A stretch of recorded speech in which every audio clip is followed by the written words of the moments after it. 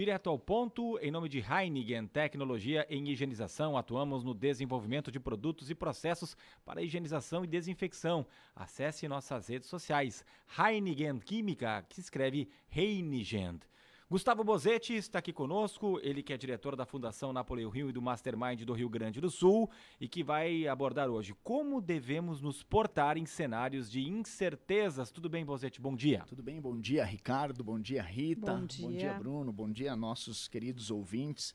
Há uns 25 anos atrás, eu fui até a casa de um amigo meu, colega de aula, e fui chamar ele para fazer um trabalho. O pai dele, um renomado professor acadêmico aqui da nossa região, disse: olha, o meu filho caiu nos braços de Morfeu. Eu, na época, arregalei os olhos, fiquei assustado com aquilo. Foi a primeira vez que eu escutei a expressão cair nos braços de Morfeu. Imediatamente depois ele explicou, né? Não, essa é uma forma metafórica de dizer que a pessoa adormeceu, está dormindo, era logo depois do meio-dia. Aí eu entendi, né? Caiu nos braços de Morfeu, meu Deus do céu. O tempo foi passando, a gente foi estudar um pouquinho sobre a mitologia grega e Morfeu é o deus do sonho. Filho, segundo a mitologia grega, filho de Hipnos, que é o deus do sono. Aí, o que aconteceu, né, com o passar do tempo? Morfeu morava numa caverna, né? Então, olha que interessante. Morfeu, que era o deus do sonho, ele era utilizado por outros deuses gregos para levar mensagens e se comunicar com as pessoas através do sonho, né? É por isso que Morfeu era o cara que dava forma às mensagens. Daí vem a palavra morfologia. Vem lá do Morfeu, que era esse deus grego. E como ele se comunicava com outras pessoas, levando mensagens de outros deuses gregos através do sonho, ele conseguia impactar a vida das pessoas. Esse Morfeu, que era o deus do sonho, ele morava numa caverna, segundo a mitologia, numa caverna que era uma caverna escura, era uma caverna úmida, onde tinha algumas plantas, algumas flores que tinham efeitos, reações e disparavam alguns efeitos sedativos, alucinógenos. Daí vem a palavra morfina. Olha que interessante a origem das palavras, né? E o que acontece? Hoje nós percebemos que tem muitas pessoas que estão caídas nos braços de Morfeu quando se deparam com a realidade que nós vivemos, né? Existem muitas pessoas que vivem em ambientes e de uma forma metafórica elas estão adormecidas, elas estão num estado letárgico, elas não conseguem mudar a sua realidade. Às vezes num casamento que não está legal, às vezes num emprego que não está legal, às vezes numa situação financeira que não está legal, mas as coisas vão acontecendo e a pessoa não consegue reagir diante daquele cenário. Existem muitas empresas que por culpa da falta de ação, por culpa da inércia dos seus empresários, dos seus gestores, elas também vão enfrentando algumas dificuldades no segmento onde estão atuando. Existem nações em estado letárgico, né? Não vou entrar muito mais no assunto, mas eu quero falar sobre 4 posturas que são importantes do gestor diante de situações. Existem pessoas que estão com uma postura passiva diante de um cenário de pouca incerteza. Essas pessoas normalmente estão estagnadas e elas não reagem a situação nenhuma e a vida vai passando e quando elas perceberem o tempo passou. Existem pessoas que têm uma postura passiva diante de um cenário de alta incerteza, que no meu entendimento é o que nós estamos vivendo atualmente aqui no Brasil. Não só no Brasil, no mundo inteiro. Existem a grande maioria das pessoas com uma postura passiva, enxergando um cenário de incertezas no futuro. E permanecer parado nesse cenário pode fazer com que a pessoa, quando se acordar, quando reagir, ela reaja tarde demais. O que acontece, o que nós nos deparamos com empresários, com gestores que nos procuram para prestar alguns serviços quando já é tarde demais, nós não podemos deixar o tempo passar. Agora, existem pessoas que têm uma postura ativa, e aqui já começa a ficar bom. Qual é a diferença de uma postura passiva para uma postura ativa? A pessoa que tem postura ativa, ela está atenta às coisas que vão acontecer. E dentro de um cenário de pouca incerteza, elas observam todos os movimentos e se movem quando é necessário. Agora, o que é o ideal? Onde transitam as pessoas bem-sucedidas? Elas têm sempre uma postura ativa e elas, quando se deparam com um cenário de incertezas, elas se movimentam.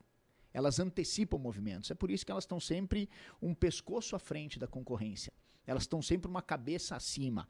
Ou seja, nós temos que estar sempre atentos para que a gente promova a metamorfose, né? Outra palavra que tem lá no deus grego do Morfeu, né? A metamorfose, uma transformação nos nossos resultados. Dessa forma, a gente consegue se manter no mercado e prosperando aos poucos aí, né? E quais seriam as dicas, talvez, ou, né, como a pessoa pode fazer para sair, talvez, quem está passando, talvez, por esse momento, né, de não saber o que fazer nessa incerteza? Dar esse primeiro passo, ou observar, se autoavaliar já daqui a pouco a empresa ou a pessoa, enfim, já é um primeiro passo. Essa é uma ótima pergunta, né, Rita? E talvez seja a resposta que muitas pessoas deveriam ouvir. A primeira coisa é estar atento ao cenário. Nem sempre a nossa mente sozinha, a nossa cabeça sozinha consegue enxergar todas as variáveis do mercado. É por isso que é fundamental que a gente tenha uma boa fonte de informação. Quem pode contribuir? Quem tem uma leitura mais ampla? Eu estava tendo uma aula agora aqui com o Renato sobre o cenário da cadeia produtiva, que possivelmente vai falar conosco depois aqui, sobre o cenário da cadeia produtiva de alimentos aqui da nossa região, que impacta muito. Então, estar atento a esses movimentos. Aí ele comentava sobre algumas possíveis soluções que dependem do governo do estado, tanto do governo do estado quanto do governo federal. Estar próximo a essas pessoas é fundamental para que a gente consiga enxergar o cenário completo. Mas para estar próximos nós temos que nos aproximar, depende de nós. As outras pessoas não vão fazer por nós, é nós que precisamos fazer. Então a dica é: se aproxime de pessoas que tenham informação, esteja pronto para fazer as mudanças na tua vida, na tua empresa, que sejam adequadas, né, para ir encaixando as peças do quebra-cabeça conforme a necessidade vai surgindo, né? Talvez te pegue de surpresa aqui, mas acho que tu deve ter alguns exemplos aí de pessoas que agiram no momento de incerteza e que tiveram bons resultados. Aquilo que mostra, né, para o mercado, diz, olha, essa empresa aqui, ou esse empresário, ou essa empresária estão fazendo. Até para, de repente, ficar um pouco mais claro ainda para as pessoas. Teria alguns exemplos aí de... Eu vou citar duas que, para nós aqui da nossa região, são muito familiares, né? Fruc e Docile. Eu poderia citar uma série de outras, né? Mas são empresas que apresentam resultados positivos e tem uma coisa: os resultados nunca mentem. Os resultados sempre falam a verdade. Se analisarmos os movimentos das bebidas Fruc, por exemplo, nos últimos anos, lançamento de novos produtos, expansão para novos mercados, uma atuação consistente no mercado de Santa Catarina, por exemplo, é um exemplo de uma empresa que está sempre ativa diante do cenário. Lançamento de novas...